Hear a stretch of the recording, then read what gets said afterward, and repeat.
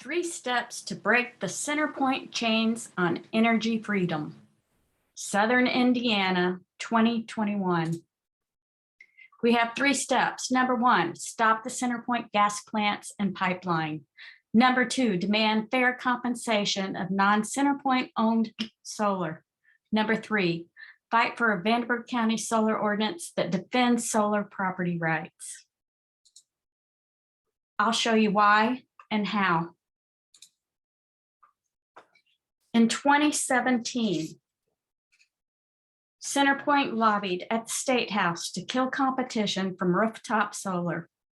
To do so, they spread a lie that rooftop solar owners were subsidized by other users.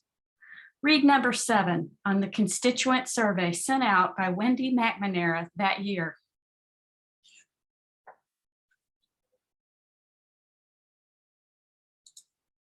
The lie worked.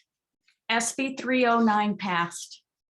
Fair compensation of non-CenterPoint owned energy was phased out and now has ended. Just a couple of weeks ago at the State House, CenterPoint explained that the subsidy claim was based on solar owners using less electricity. That's it. It had nothing to do with solar. It was the fact that those customers weren't using as much electricity anymore. They couldn't count on each household repaying a minimum of $1,100 per year debt incurred by CenterPoint before 1 kilowatt hour was used.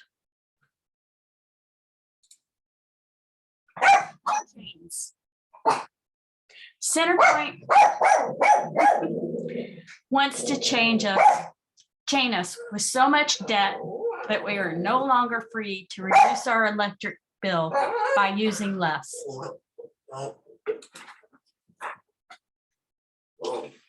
The heavy debt of past CenterPoint decisions have left us little control over our electric bills. No longer can we economize to save money. And my dog's upset about that too. Now, CenterPoint wants us to pay for 2 gas plants and a pipeline. We don't need either. That would add another $300 a year debt to each household before using any electricity. We can't take on that debt.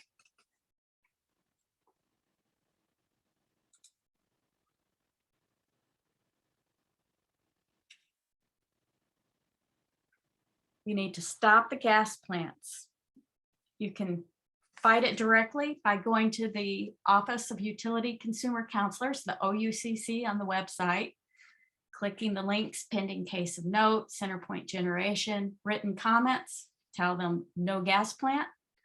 Or you can follow and support either of these 2 organizations, Citizens Action Coalition, Ohio River Valley Beyond Coal. They'll both keep you updated. Also, if you have anything that you can throw their way by the ways of a donation, that would be helpful because they're paying for lawyers and technical experts to fight these gas plants.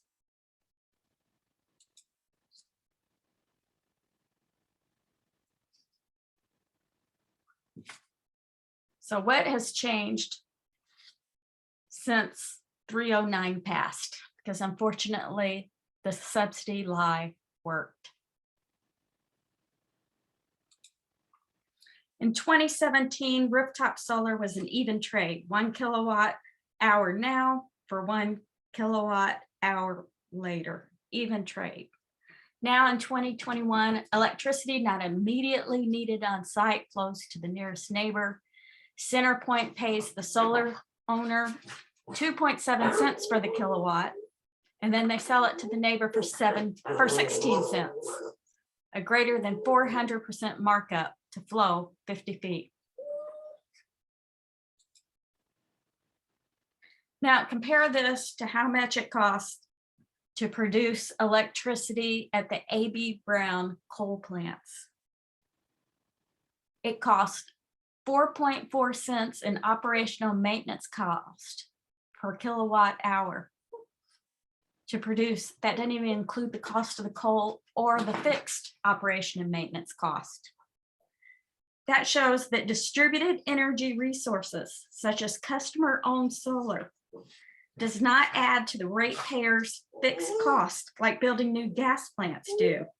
That's why policies to encourage distributed energy resources result in energy freedom, less debt for ratepayers, more freedom to control their own energy costs.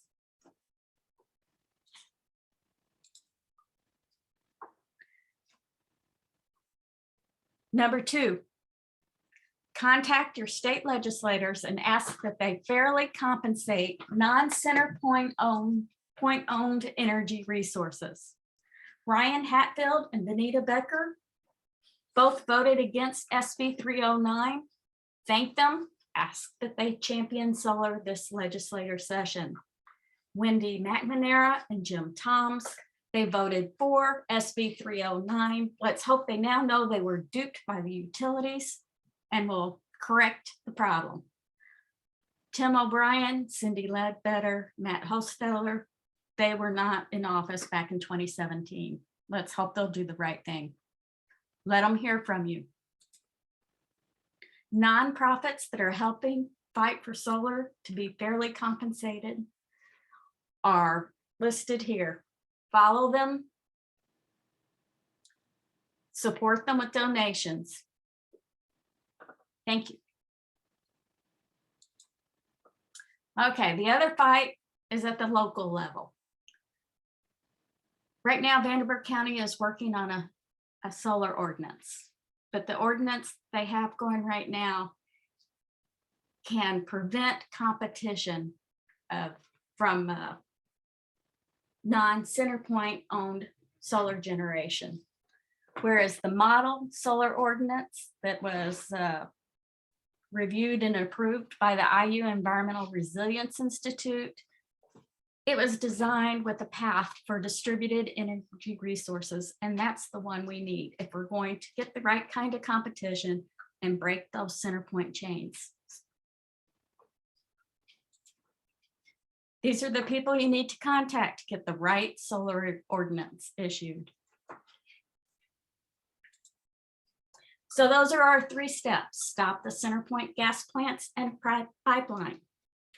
Demand fair compensation of non-CenterPoint owned solar.